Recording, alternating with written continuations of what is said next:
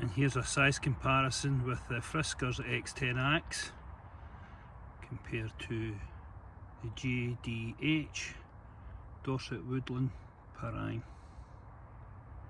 Hi everyone, welcome back to the channel, and today I'm doing a review on this jungle parang by Dorset Woodland Blades, and this is the DJH Dorset Woodland Jungle Parang. Let's have a quick look at it.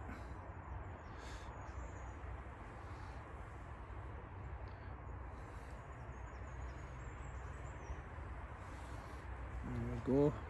I've had this blade now for, I'd say, I'm going to say maybe 11-12 years, and it's lasted all that time without any issues whatsoever. I've changed the blade slightly, and the sheath, I spray painted the sheath black. It originally came in NTP type camouflage, and I spray painted that black just so it was fitting with my other knives. And I spray painted the handle black, but as you can see it's started to come off of the G10 handle. I'll give you some of the specs on it. Now, to be honest with you, I can't remember what metal it is. It was either 75 CR1 or 52 100. This steel, it's been that long since I purchased the knife. I can't quite remember what it was. I'd need to put that up for you when I get back and have a look when I get back to the house. But the steel's done fantastic. It holds a great edge. It's been differential heat treated, so basically up to this point here it's been hardened, and the rest of the blade is basically soft for impact uses, for battening, just heavy chopping, as the blade was designed to be used for. And you can see it's covered in Cerakote, a coyote Cerakote, to match the handle.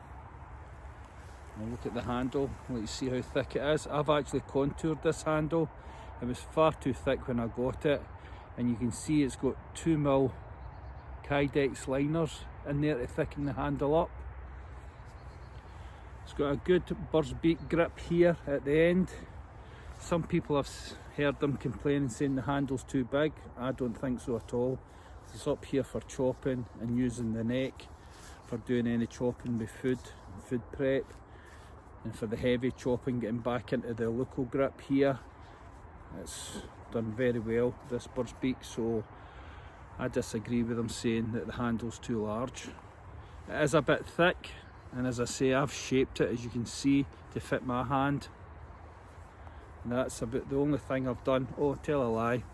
I also, I don't know if you can make this out, put a scraper edge here on the spine. But the knife actually comes with one here on the front edge.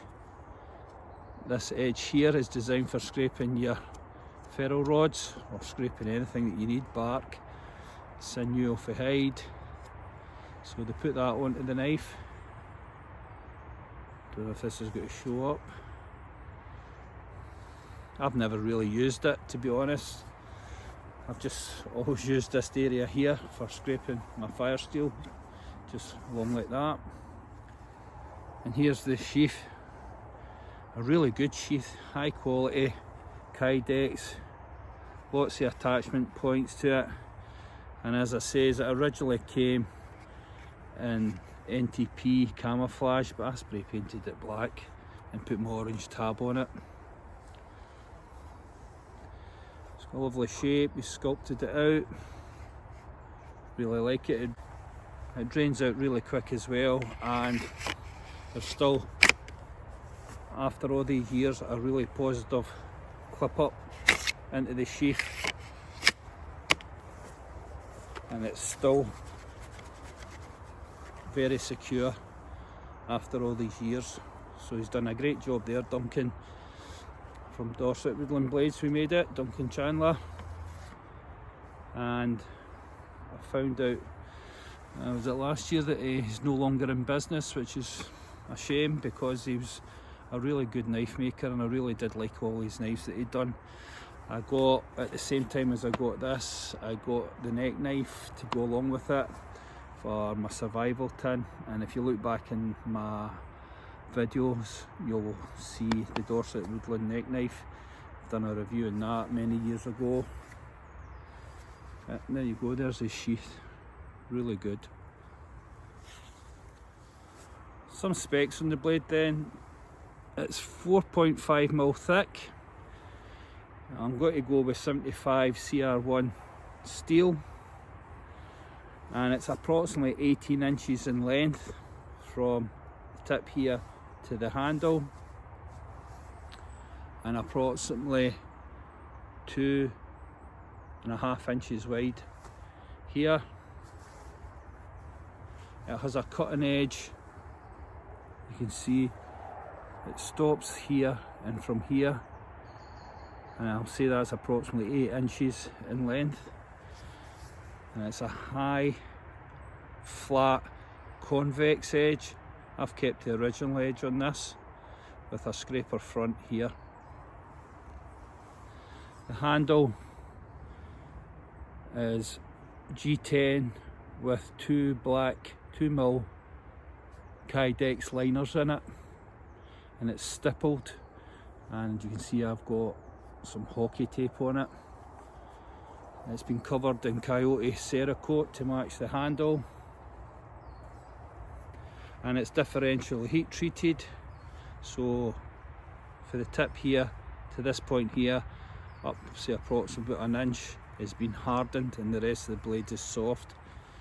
And you can really feel this when you're chopping. It bends well as well. You can rip it out the tree sideways. And I asked Duncan when he'd done this, I needed a blade that can chop hardwoods, and this has never failed me. This has been really good, so it's really stood up to that.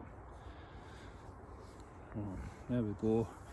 And it's basically a copy of the IBAN parang, and I think they thickened up the neck slightly, and obviously it's got a full tang, as you can see here, which has been skeletonized to keep the weight down in the rear. But this design's been about for a long time, so it's definitely stood the test of time. So it's proven that way as well. Good thing about this is you can actually shorten the blade up for, say, food prep, and if you put a dangler or a piece of paracord round here, it'll take the weight off, and you can really choke up on the blade, you know, like this. And I've done that multiple times now over the years, and it does really work. Really good with salad, by the way, chopping up and getting your peppers done. So yeah, well pleased with that. So there we go. So there's the blade. So let's see it working then. Let's see how we get on with the chopping with the parang. The wood is frozen, it's -6 here today, so hopefully this should do okay. We'll chunk out of that.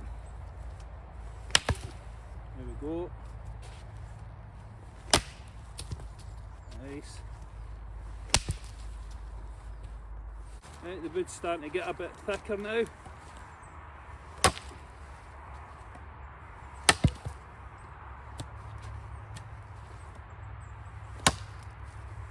It's good bite into it.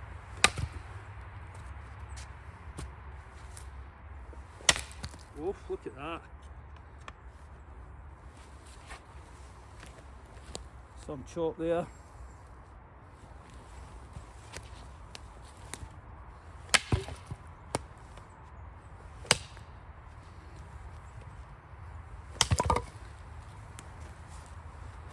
There we go. Blade's perfect. So, it's a really good chopper this.